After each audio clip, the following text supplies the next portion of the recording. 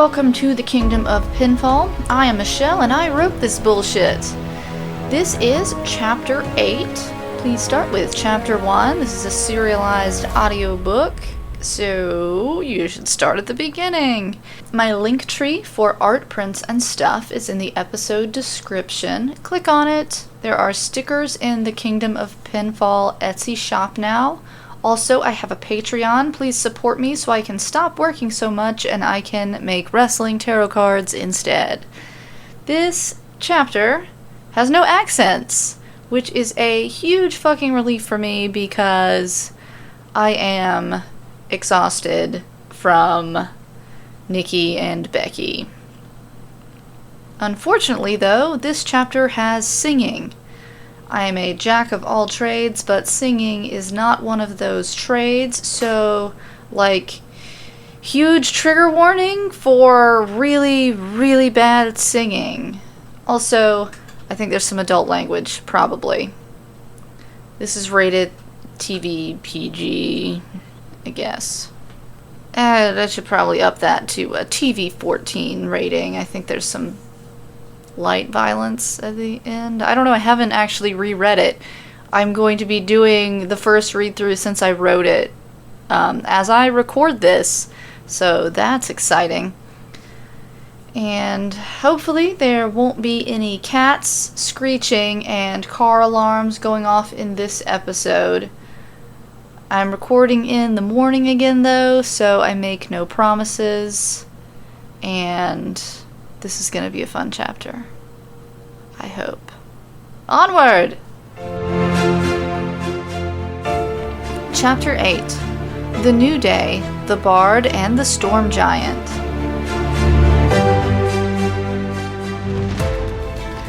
The rest of the SmackDown heroes remained together for the evening, and they set up a small camp outside of Parts Unknown as well, but on the SmackDown side. They planned to go their separate ways in the morning, with Sonya and Heavy Machinery heading toward the ring at the southernmost point of Pinfall, and the New Day going due south toward the mouth of the SummerSlam River and the city of Smackville. "Something has been bothering me," Xavier says in a rather dour fashion as they prepare their unicorns. "How did Rude and Ziggler know where to find us? Brock is in league with the Titan of the Underworld, and the Titans are omnipotent, but Rude and Ziggler..." "Strange times are upon us, my man." Big E claps him on the back, not seeming to care much about his concern and just accepting the weirdness of it all. "And Rude knew how to use the portal powers of the belts. How?" Woods persists. He has an uneasy feeling, and red flags are going up in his mind, but he isn't sure where they're pointing. "Corbin is king of the ring," Sonya gives him a shrug. "Maybe there are scrolls or something in the library of the castle." Otis says pensively. "I'll ask Ziggler before I punch his face in and grind him into a loose meat sandwich. Oh, yeah." Tucker nods and then says to the New Day, "We'll find Roman. He's had Corbin under siege for weeks. Hopefully the belts of power haven't turned the tides. He'll join us if we can get him to wrap up this nonsense with the king."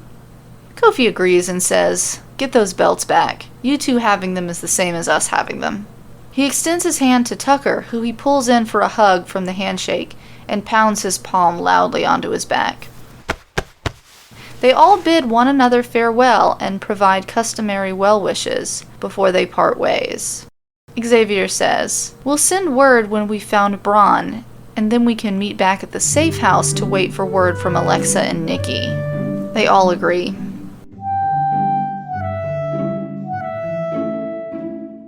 Several hours into their journey, Kofi asks, "Do you suppose it could have been Braun that caused the storm the other night?" "It did happen very suddenly," Xavier ponders. "I've been thinking," Kofi begins. "It's definitely weird that Rude and Ziggler knew where to find us." "Oh, now you agree with me," Xavier chuckles. Kofi goes on, looking oddly serious. "It's also weird that Charlotte knew the location of our safe house well enough to get R-Truth there, and..." He pauses for dramatic effect and makes an enthusiastic upward hand motion like a televangelist in the middle of a sermon. And furthermore, Charlotte can turn into a bird and can fly. Why did she send R-Truth with a vague message that resulted in us all losing our belts in order to meet her, for her to send us back this way and change all of our plans? Xavier and E look at him thoughtfully, and Xavier speaks first. So, are you on Team Charlotte is trying to kill us all now? I'm merely pointing out that it's all very suspicious and giving you to a pleasant reminder that the Witch Queen is called the Witch Queen for a reason, he says sternly. Because she's a witch, Big E speaks with uncertainty like he's playing a guessing game. Queen of all the witches? Or is she a witch that is also a queen? Well, yes, all of that maybe, Kofi answers reluctantly, but then gets back to what he was trying to communicate. Witches are evil, dark magic and shit. Witches are just grumpy mages, says Xavier. Kofi sighs. Mages use wands or staffs. They do spells. Charlotte uses nothing. She snaps her fingers and breaks people's legs, man. When did that happen? Asked Big E, his eyes wide. Whose legs did she break? Anyone we know? Yeah, I'm pretty sure that never happened, Xavier says. Druids don't use wands, and they turn into things. She turns into a bird, she does some low-key, kinda dark sorcery, and she sits alone in her castle looking into her crystal ball and does a shitty job seeing the future. So what? She's a grumpy druid then. Frustrated, Kofi says, Damn it! Druids use nature magic. There's nothing natural about the shit she does. Then I'm back to her being a grumpy mage with shape-shifting powers. Xavier shrugs. She's got pseudo-god powers or whatever. I'm having some misgivings about all of this too, but not about Charlotte. Quit thinking so hard, E tells them both. You're missing the point. I'm saying that Charlotte has probably orchestrated this whole thing, and we're walking into a trap. Kofi lowers his voice when he reaches the last part. Nah, she was nice, he then insists. Very hospitable in the middle of that ghost town. Nice robe, too. I'm thinking I should get one, but in teal and magenta. Black is a little too somber for me. She used to wear colorful robes, Xavier reminds him, before she started sulking in her castle. Kofi rubs his temples and says, Guys, seriously. Xavier hits him in the face with a pancake and shouts, What's gotten into you, Kof? Is this because you were dead for a few minutes yesterday? It's a new day. Pun intended. Yes, it is, laughs Big E boisterously. You're who got me thinking with what you said about Rude and Ziegler, Kofi yells at Woods, frustrated and throwing pieces of pancake back at him. Hey, not to interrupt, but is that Charlotte or some other big menacing bird? Big E points to a raven that appears to be circling them. I don't think a regular raven would be circling us while we're alive, Kofi comments, wiping bits of pancake from his cheeks as he brings his unicorn to a stop. The other two follow suit. The raven's circles get smaller and lower until it lands in front of them and transforms into Charlotte, as expected. Before she can begin what was surely about to be another monologue at them, Big E bellows as loud as he can. Oh, Charlotte! Xavier takes it upon himself to then play a bit of royal fanfare on Francesca, and the three of them begin to thrust around awkwardly on their unicorns that stomp and snort, unsure why they've stopped. She closes her mouth, and her eyebrows knit very tightly. She's been completely derailed from whatever her train of thought had been, and is frozen, perplexed. Seeing her expression, the three men sit very still, in horrified silence, as she stands there looking at them like she may snap her fingers and break their legs. She suddenly bursts into riotous laughter, throwing her head back. Big E joins in, which causes her to stop abruptly, and she glares at him. He silences again. Charlotte looks at Kofi with a sigh.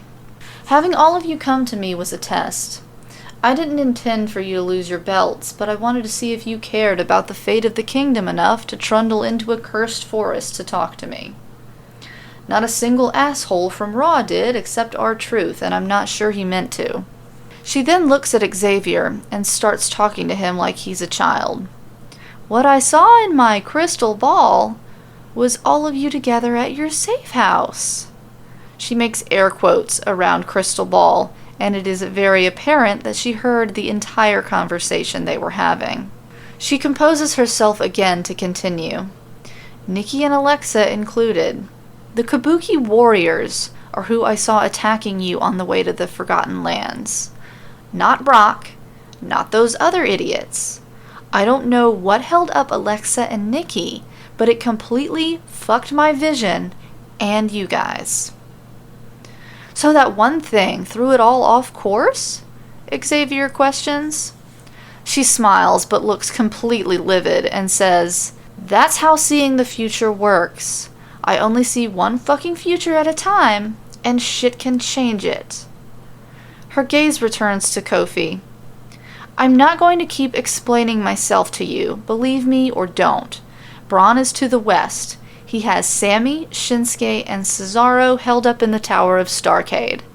She then groans and says, "The Intercontinental Belt of Power grants the wearer telepathy. If I'm not honestly trying to save Pinfall, Braun will know as soon as he uses the belt's magic. Why would I risk that?" "Good point," E nods enthusiastically and looks at his two companions for them to agree as well. Kofi remains quiet, but Xavier asks her, "Why now? Why do you want to save Pinfall now?"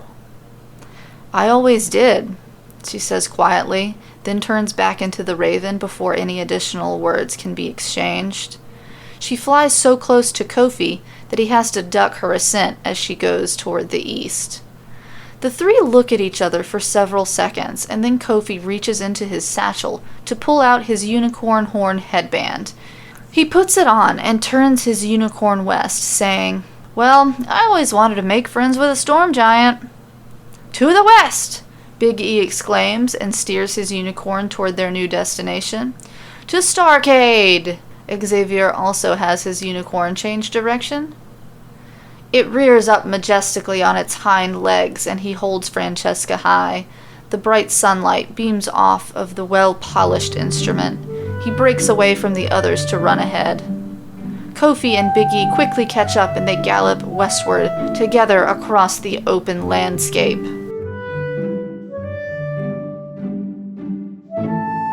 Elias strums his guitar and hums a tune, testing out a melody.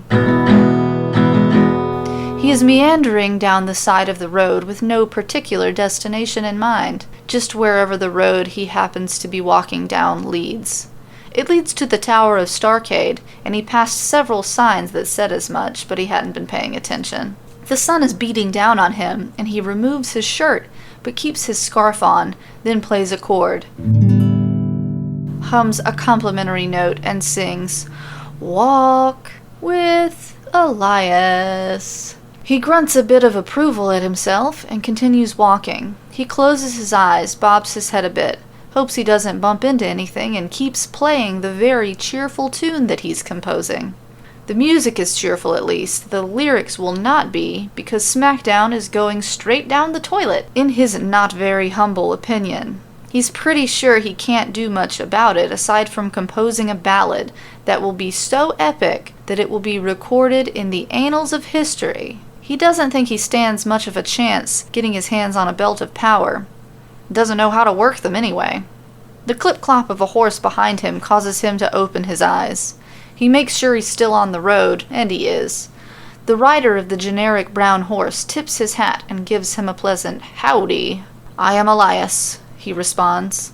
"Okie dokie," says the man as he moves along. After strolling down the road to the rhythm of his playing, he begins to sing the song he's been meticulously contemplating.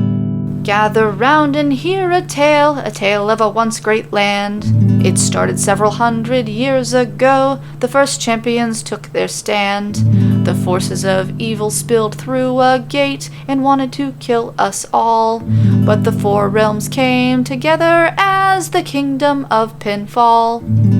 Magical belts were given to the likes of Hogan, Flair, and Macho Man, Andre the Giant, Cowboy Bob, Mae Young, and lots of other men and womans." He trails off as he notices something shimmering in the distance. He squints, trying to make out what it is. The iridescence is quite entrancing, and he finds himself veering away from the road to move toward it. He swings his guitar to his back, and he raises his hand to create a visor to shield his eyes from the sun and attempt to see the sparkling thing that seems to be getting closer. Rainbows are spurting from it, and he hears the faint stamping of hooves. Unicorns! He realizes, and then raises his hand from his face to wave to the men. He flails his arm. The New Day!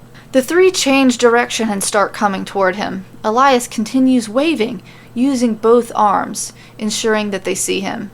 In a few minutes, the magnificent beasts are trotting around him on their glimmering mounts. He's extremely glad to see them, because he had heard they'd been laid to waste. What's going on, Elias? Kofi asks him. Everyone thinks you're all dead, he says confusedly. I'm glad you're not. Dead? They all exclaim in unison and then also laugh in unison. He shakes his head, baffled. It was the news out of the castle yesterday. You were killed by the demon dreadlord Brock Lesnar in a 7-second battle, he points to Kofi. And you two were killed by Ziggler and Rude. The three men look at one another, then back at Elias, and Xavier says, Which way are you headed? This way. He hitches his thumb over his shoulder. Whichever way that is. That's going toward the Tower of Starcade. That's where we're going, explains Kofi. Mind if I go with you? Elias gives them a hopeful look and then adds, I need some more inspiration for this ballad I'm working on. It was going to be about how all of the hopes and dreams of Pinfall died with you guys, but I guess not now. Yeah, come on, Xavier says happily. Jump on with E. We're going to help Braun get the Intercontinental Belt of Power. Afterward, you can go spread some songs about how we're not dead and how we're going to save Pinfall. We're going to save the shit out of Pinfall, E says aggressively, but with a very jolly expression on his face. We're going to save it so hard, grins Kofi as he throws a pancake at a traveler on the nearby road. Big E helps Elias up onto the back of his unicorn, adjusting his saddlebags and bedroll. Elias makes sure his guitar is secure and then grabs onto the back of E's long flowing vest as they take off down the road. Xavier is out in front, tooting on Francesca. Kofi throws pancakes at horses and their riders as they head for Starcade, now a party of 4. Commoners cheer when they see them and ask to be hit with pancakes. Kofi has a seemingly endless amount of pancakes in his satchel and obliges when E shouts for everyone to feel the power. Elias composes a short ditty as the grasslands turn into sandy coastal plains. King Corbin said Kofi was dead, Woods and Big E too. But it seems he was mistaken, or more likely lied to me and you. The New Day are alive and well, Rude and Ziggler best beware. On the road to WrestleMania, they will surely see them there. Soon the impressive tower begins to rise in the distance. It has fallen into a state of disrepair, but is no less magnificent. The great sandstone structure looks over the ocean. There had once been a light at the top that served as a beacon for ships, but the top of the tower was destroyed during a WrestleMania. Only rubble sat at the top of the tower now. Sitting below the tower, on a large chunk of said rubble, is a huge man, at least 20 feet tall. He is sitting with his elbows on his knees and a giant axe at his feet, staring toward the high window of the tower, looking rather bored. Sami Zayn pops his head out of the window and spots the advancing unicorns. He shouts and points. Ha! The New Day, here to save us. Ha! Braun turns and looks toward them. He sees Elias and says, No, I don't think so. He then yawns, stretches, and tells him, Just let Shinsuke come down. I don't want to destroy another historical landmark. Braun Strowman! Big E yells, and his voice carries melodiously toward the rocky beach. Braun raises a huge hand to wave. Help! Sami shouts, waving as well, but with both arms. This monster has us trapped up here! The so-called monster among men sighs loudly and thunder rumbles in the distance, although the sky is clear. I challenge Shinsuke. He is an artist, Sammy shrieks, interrupting him. Call him the artist. Bronn sighs again. I challenged the artist, but Sammy won't let him come down from the tower, and I don't want to destroy the tower, so we've just been sitting here all day with this referee floating around and not counting him out for whatever reason. The referee is circling the tower, making laps, and happens to be coming around the front at that moment, looking ghostly. The artist should only fight people worthy of experiencing his prowess. This big, dumb storm giant is not worthy. Sammy is screaming at the top of his lungs, thinking this will make him more convincing.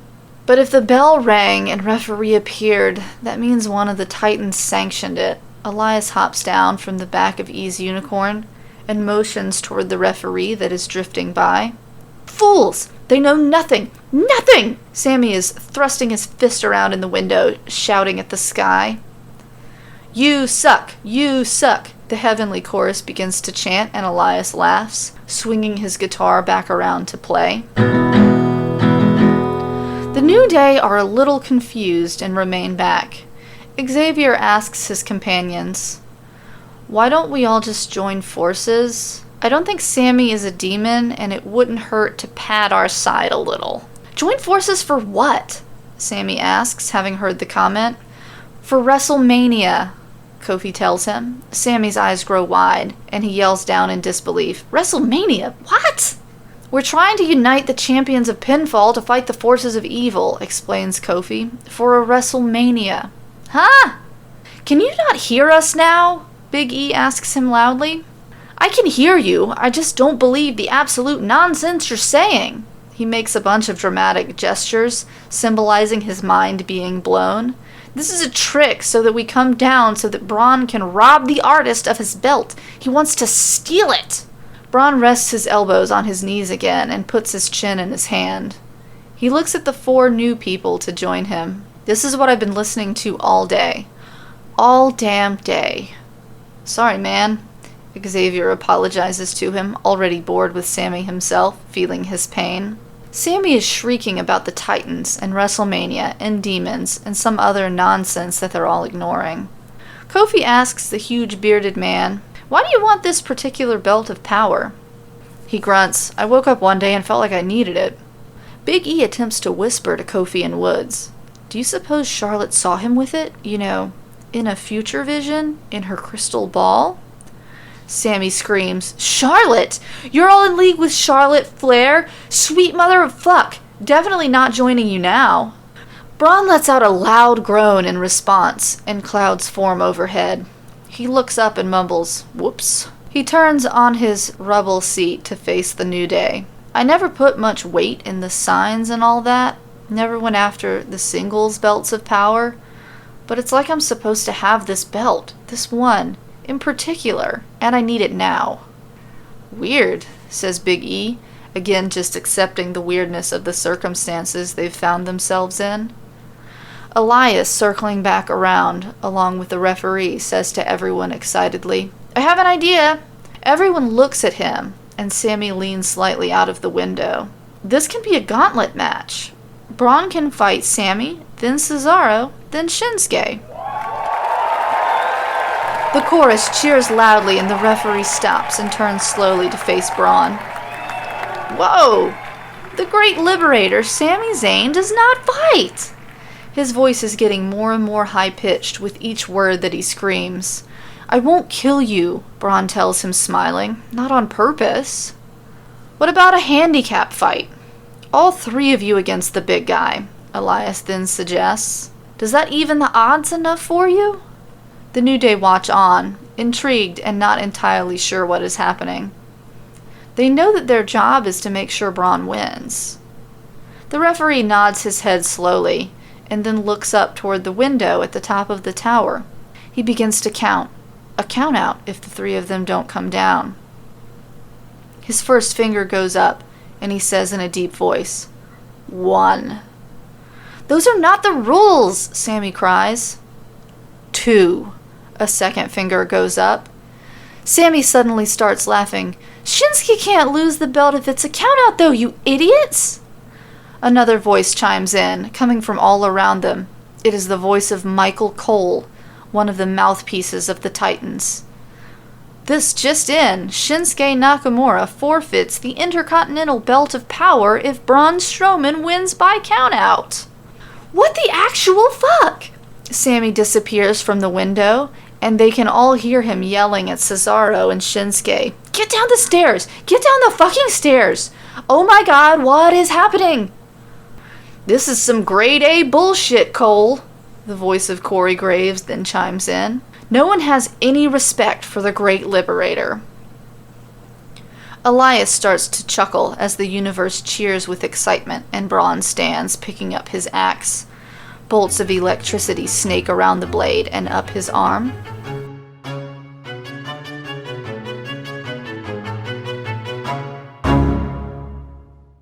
Tune in next Tuesday for Chapter 9. You will not find out what happens in this handicap match next week. That is for another week. Next week is a chapter titled Undisputed Error. Do you see what I did there? I bet you can guess that it's an NXT chapter. Get excited. I love Adam Cole. I became an Adam Cole fan. I don't know when. I realized it at TakeOver 30. And I was shocked and appalled and horrified because I have spent a great deal of time making fun of Adam Cole. But I think I was making fun of him because I liked him. Anyway, the song, I hope it was good. There was actually no violence, so my trigger warning was wrong. I'm sorry, that's my bad. And there was a lot of bad language, so I guess I'm actually going to have to flag this explicit. I don't know why Charlotte is so vulgar. It makes sense. I feel like it's in character. Thanks for listening, you guys, and I hope you come back again because this is getting more and more ridiculous, and it's just going to get more ridiculous from here. Thank you, and thank you.